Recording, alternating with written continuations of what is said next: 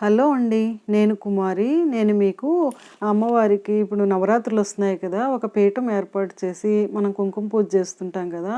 అది నేర్పిద్దాం అనుకుంటున్నాను. ఇలాంటివి మనం కొంటుంటాం కదండీ మార్కెట్‌లో మీనాకారి వర్క్ అంటారు ఇది. అదే ఆ ఎఫెక్ట్ వచ్చే విధంగా మీకు అది పరిచయం చేస్తున్నాను. దానికి కావాల్సింది ఒక ఎండీఎఫ్ బోర్డు, ఒక గోల్డెన్ అవుట్‌లైనరు, కొన్ని బ్రషెస్, కొన్ని కలర్స్ అన్నమాట. ఇప్పుడు ఫస్ట్ మనం golden outliner first gold metallic gold colour తీసుకుని golden yellow colour, next metallic colour. ఈ 2 కలిస్తే ఒక షైనింగ్ వస్తుందనమాట.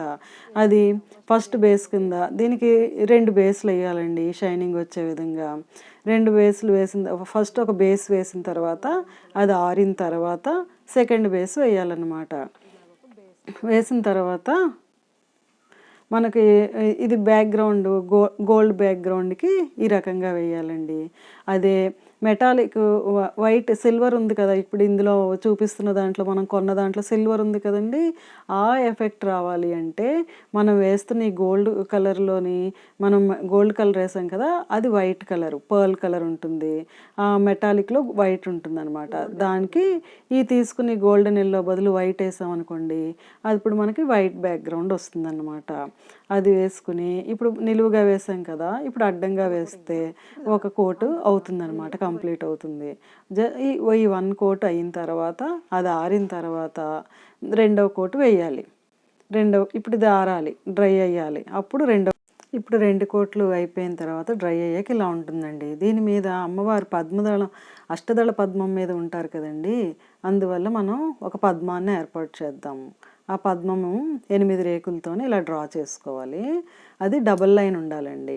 డబుల్ లైన్ ఉండి డ్రా చేసుకుని చుట్టూ కూడా మన ఇష్టం. మన డిజైన్ అన్నది మన ఇష్టం. అలా డబుల్ లైన్ ఉండేలాగా దాన్ని మనం డ్రా చేసుకోవాలి. చుట్టూ బార్డర్ అది బోరుగా ఉంది కదండీ! అంటే ఖాళీగా ఉంది కదా! గ్యాప్ లేకుండా చుట్టూ బార్డర్ గీసాము. గీసి ఆ చుట్టూ కూడా కార్నర్ షేపుల్లో కూడా చిన్న ఫ్లవర్ డిజైన్ ఇస్తాము.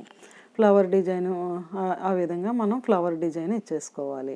ఇప్పుడు మనం కలరింగ్ చేసుకునే పార్ట్. ఇప్పుడు గోల్డ్ అవుట్లైనర్ ఉంది కదా! దాంతో ఆ గ్యాప్ ఉంది 2 లైన్లు పెట్టుకోమన్నాను కదా! దాన్ని అలా నింపుతూ ఆ డిజైను దానికి అనుగుణంగా వేసేయాలి గోల్డెన్ అవుట్లైనర్‌తో. ఇప్పుడు అష్టదళ పద్మం 8 రేకులు అయిపోయిన తర్వాత ఆ డిజైన్‌లో నెలవంకకి చుట్టూ దానికి గ్యాప్ ఉంచాలి. అందులో కలర్ ఫిల్ చేస్తాం అనమాట. ఆ విధంగా ఈ డిజైన్ అంతా అయిపోయిన తర్వాత ఈ గోల్డ్ అవుట్లైనర్‌తోని ఇది మనం డ్రై అవ్వాలండి. ఇది ఆరిన తర్వాత నెక్స్ట్ స్టెప్‌కి వెళ్ళాలన్నమాట. ఇది మొత్తం ఫినిష్ అయిపోయిన తర్వాత ఇది ఆరడానికి కొంచెం టైం పడుతుంది.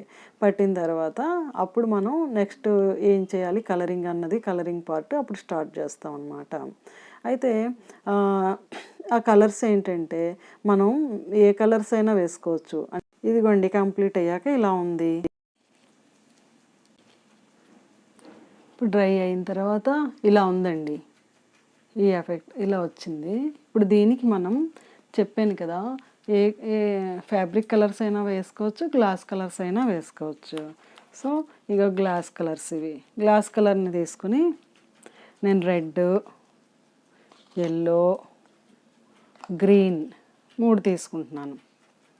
ఫస్ట్ రెడ్ అప్లై చేద్దామా? ఈ గ్లాస్ కలరు ఇలాగా కూడా వేయచ్చు. ఇలా అంతే. దాన్ని నింపేయాలి. రెడ్ వేసాను, ఎల్లో, గ్రీన్.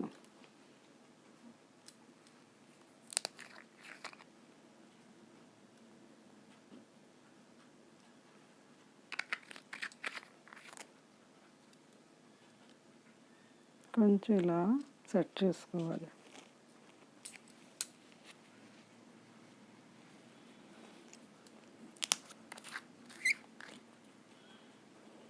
గ్రీన్, ఎల్లో అంతా సరిగ్గా కనిపించట్లేదు. సో మనం రెడ్, గ్రీను పెట్టేద్దాం. రెడ్ పక్కన మళ్ళీ గ్రీను.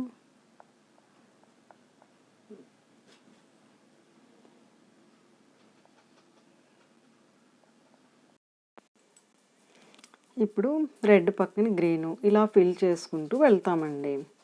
వెళ్ళి అలాగా మధ్య మధ్యలో ఆ బ్రష్తోని అలాగా సెట్ చేస్తూ ఉండాలి. అలా డిజైన్ అంతా అలా ఇచ్చుకుంటూ వెళ్ళాలి. మొత్తం ఈ గ్యాప్స్ అన్నీ మనం అన్ని రకాల కలర్స్ మనకు నచ్చిన కలర్స్ని మనం ఫిల్ చేసుకుంటూ వెళ్ళాలి. ఇప్పుడు బ్లూ చేస్తున్నాను, తర్వాత ఎల్లో చేశాను, తర్వాత మళ్ళీ పింక్ చేస్తాను, ఇంకా పింక్ బార్డర్కి ఏమో రెడ్ ఇస్తున్నానండి. రెడ్ ఇచ్చిన తర్వాత మళ్ళీ లోపల ఫ్లవర్స్ ఉన్నాయి కదా, వాటికి కూడా కొంచెం కలర్స్ వాటిని కూడా మళ్ళీ అది అయిందని సెట్ చేసుకుంటూ ఉండాలి. కలర్ కొంచెం బయటకు వచ్చేస్తుంటుంది కదా, అది సెట్ చేసుకోవాలి. సైడ్ ఫ్లవర్స్ ఉన్నాయి కదా, వాటికి కూడా కలర్స్ ఇచ్చేస్తున్నాను. గ్రీన్ అండ్ పింక్తోని మళ్ళీ చిన్న బ్లూ టచ్ కూడా ఇస్తూ ఆ కలర్స్ని ఫిల్ చేసేసుకోవాలి.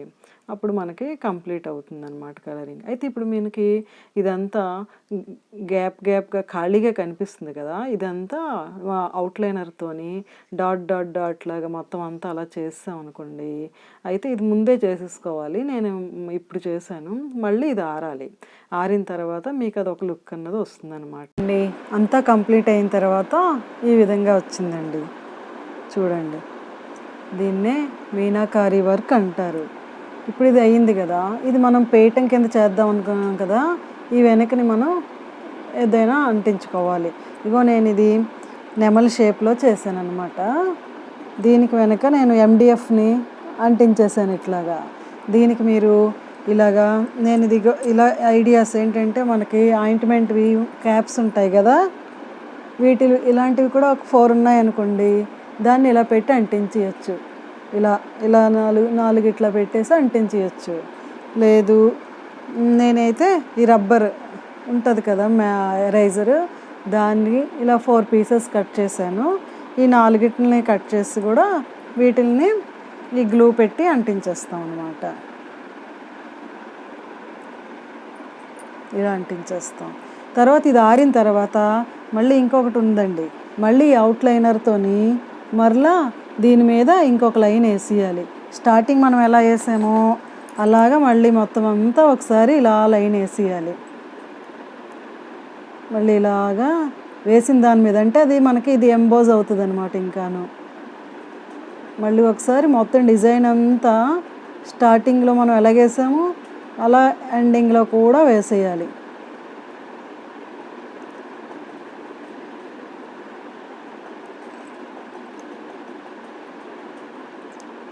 వేసేస్తే మనకప్పుడు వేసిన గ్లాస్ కలరు లోపలికి వెళ్ళి కూర్చున్నట్టు కనిపిస్తుంది అనమాట.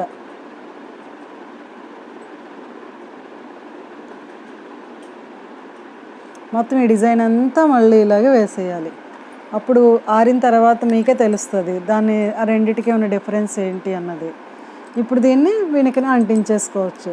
మళ్ళీ ఇది ఇంకా షైన్ కావాలంటే నేను దీనికి వార్నిష్ ఇచ్చానమాట. ఆ వార్నిష్ ఇస్తే మీకు ఎగ్జాక్ట్గా షైన్ వచ్చేస్తుంది. ఇదిగోండి, ఇలా అంటించేసాను. ఇలా అంటించాక నేను చెప్పిన మీనాకారి ఎఫెక్ట్ అమ్మవారి పీఠం రెడీ అయిపోయింది. ఇప్పుడు మనం అమ్మవారిని పెట్టుకుందాం.